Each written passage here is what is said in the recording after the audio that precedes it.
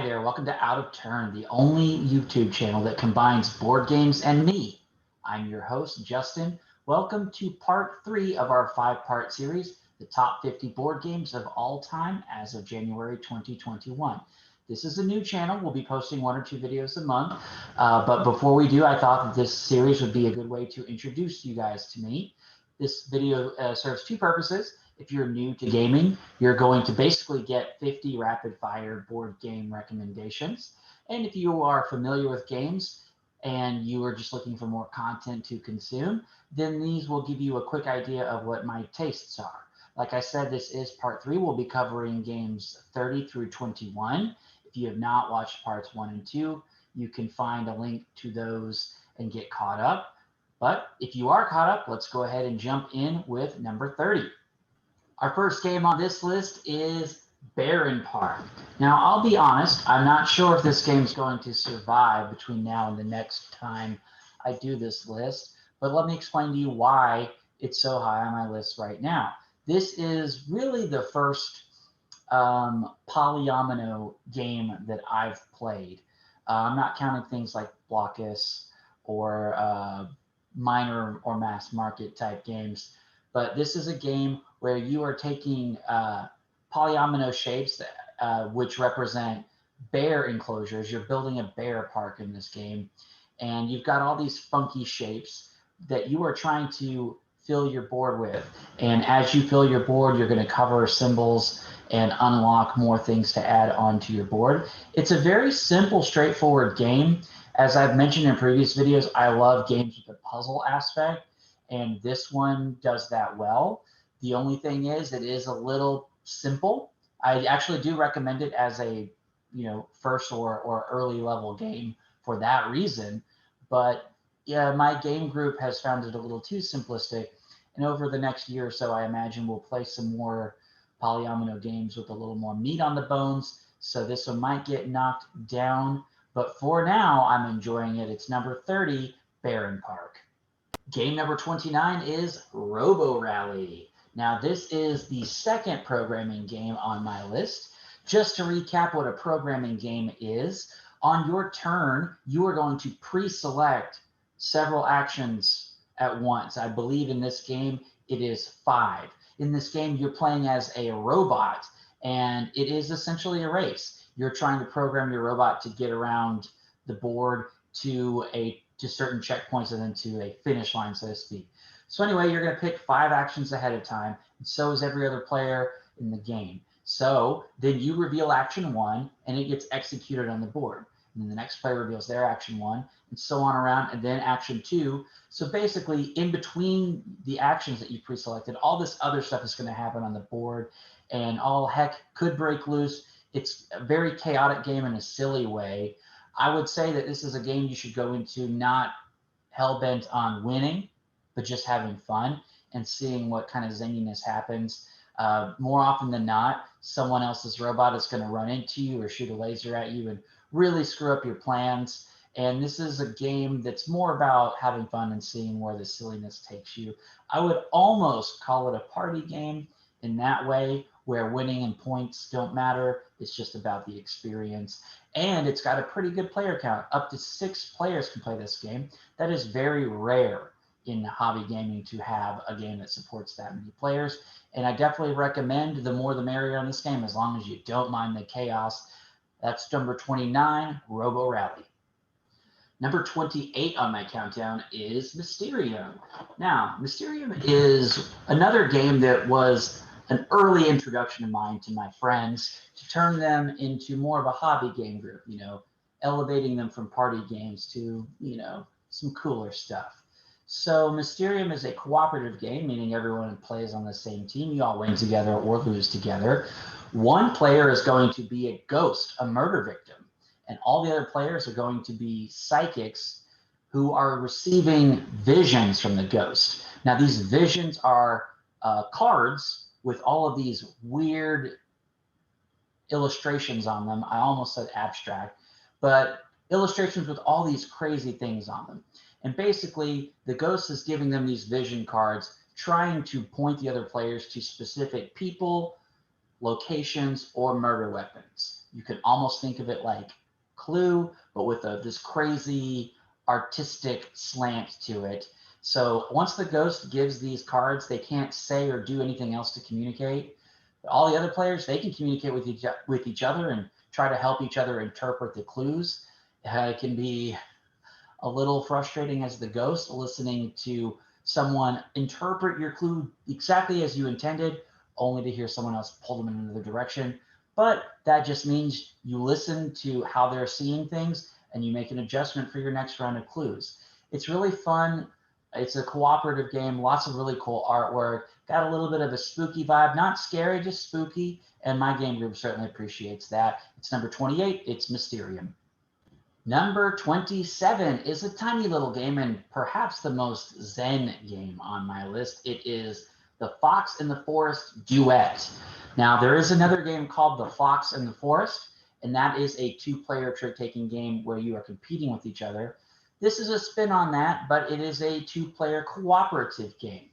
So basically, there's a small board where there are jewels placed throughout the board, and you guys are playing cards trying to take tricks, which just means playing suits and numbers that sort of maneuver this tracker in the middle of the board. And you're trying to move it back and forth to land on all the jewels to collect them. And I would say this is probably, if not the, one of the top games, a go-to game for my girlfriend and myself to play, especially when we've had a long day and we've only got a few minutes. This game takes maybe 15 minutes to play. And we would consider this a very relaxing, as I said, kind of a zen game. I think the only reason it's not even higher on my list is you could only play it at two players. So it's not really dynamic necessarily, but it's a very reliable experience. And we have yet to win it, but we don't feel bad when we lose. We definitely feel like we're getting better every time we play. And it's a game that we can always look forward to. It's a very chill, satisfying game. Number 27, Fox and the Forest Duet.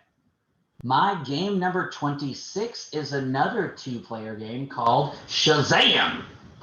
So in this game, each player is a wizard, and you guys are having a battle of magic on a ever-collapsing bridge. And I love the way this game works.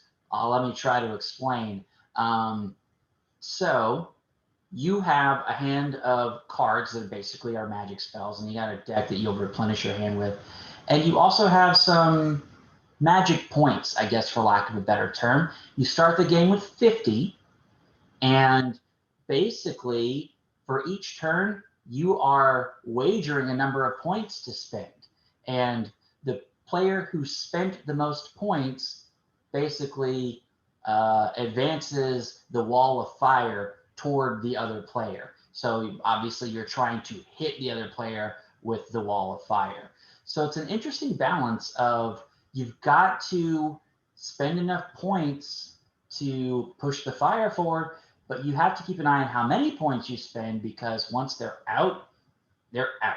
So you just play round after round until one wizard gets hit by the firewall or falls off the bridge, because after each round, the bridge gets smaller as well. And like I said, there are magic spells as well, which might reverse the outcome of the wager or do all sorts of other things. I'm blanking a bit on other examples, but they add a nice little wrinkle or twist. So just when you think you've gamed it out perfectly, your opponent plays a card that just flips your strategy on its head. This game is more dynamic, and that's why it's a little higher on my list. That is Shazam.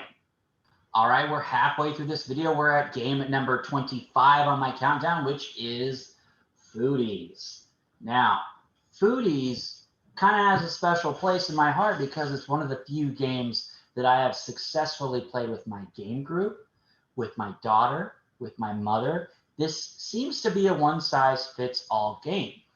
And the way it works is quite simple. You are basically operating a food court, and you are going to be purchasing and installing little food vendors. It's a 3x3 grid. So think of a tic-tac-toe type grid. and you're trying to position the food carts to create stars. And the main thrust of this game is that on every turn, the active player rolls a die, and whatever number comes up on that die, every player looks down at their grid, and the corresponding space on their grid, they're going to get some sort of reward for that number being rolled.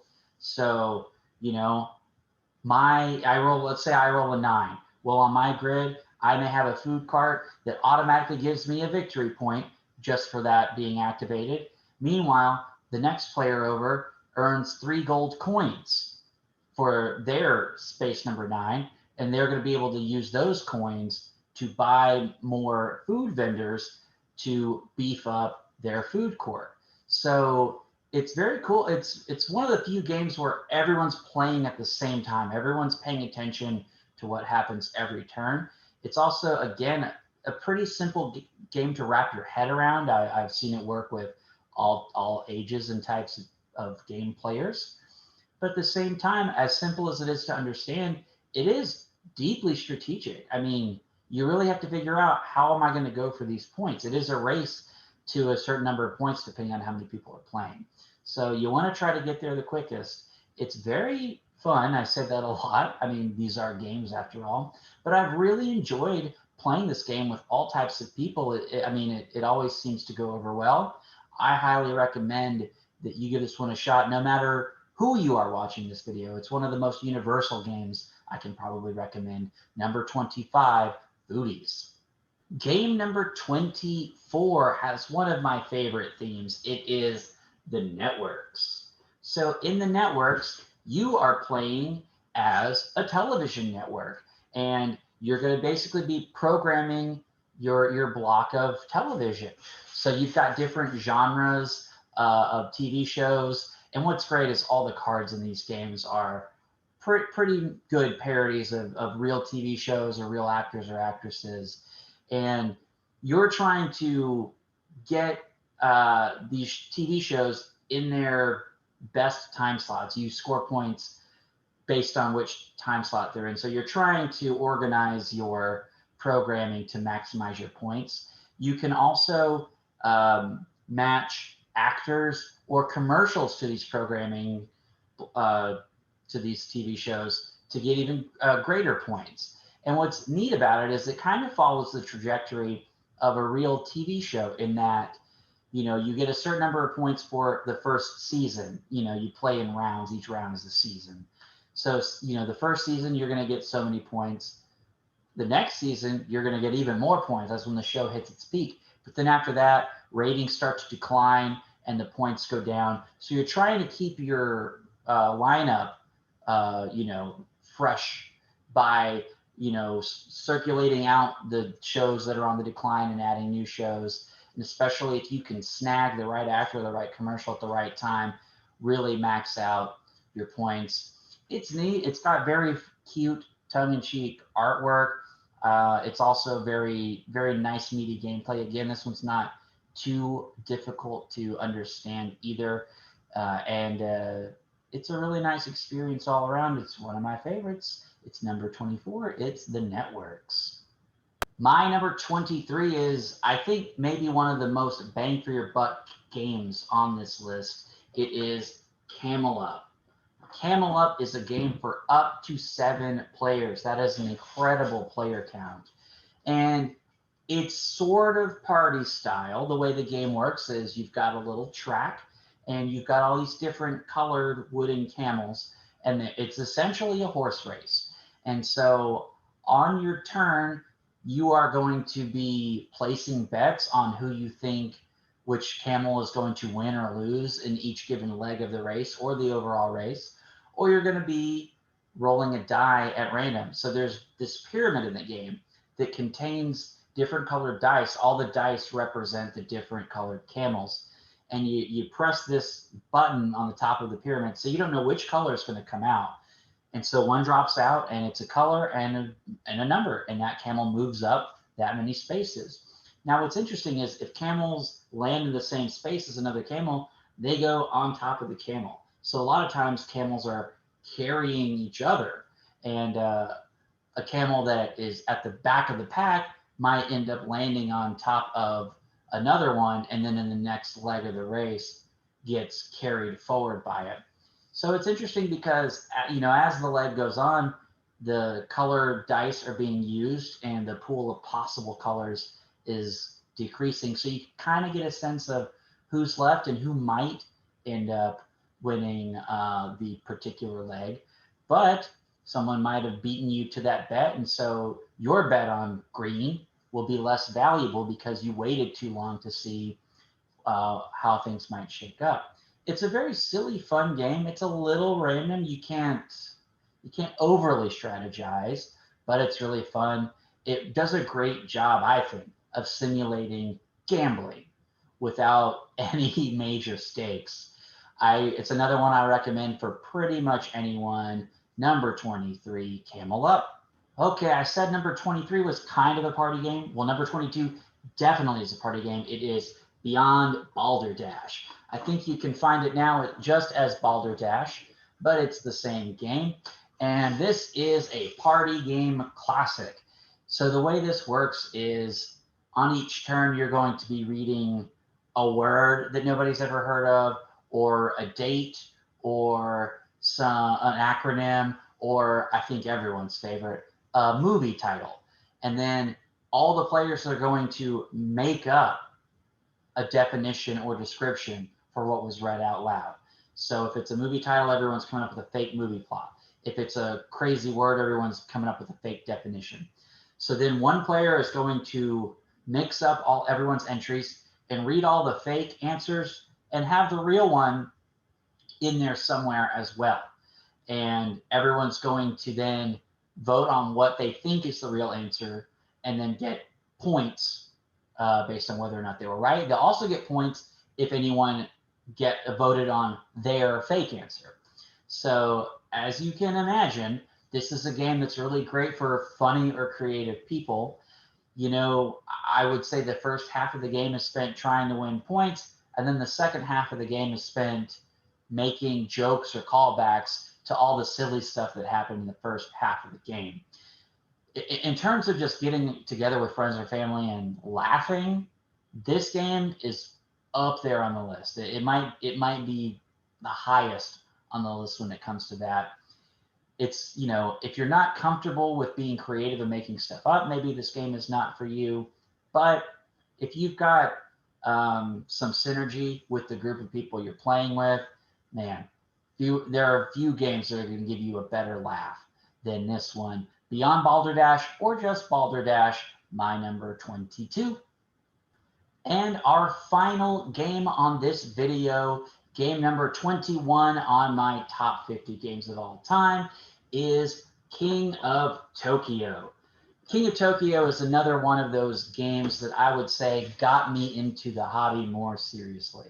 I have been playing games for a long, long time, but this is one of those that kind of pushed me into the more serious direction. So this is another game with a high player count. Up to 6 players can play, and you're each going to play as a giant monster. And there is Tokyo, of course, and basically you're all vying to get into Tokyo because the longer you stay in Tokyo, the more points you get. Only one monster can be in Tokyo at a time, which means all of the other monsters are going to be trying to attack you and convince you to leave the city so that they can claim the throne for themselves.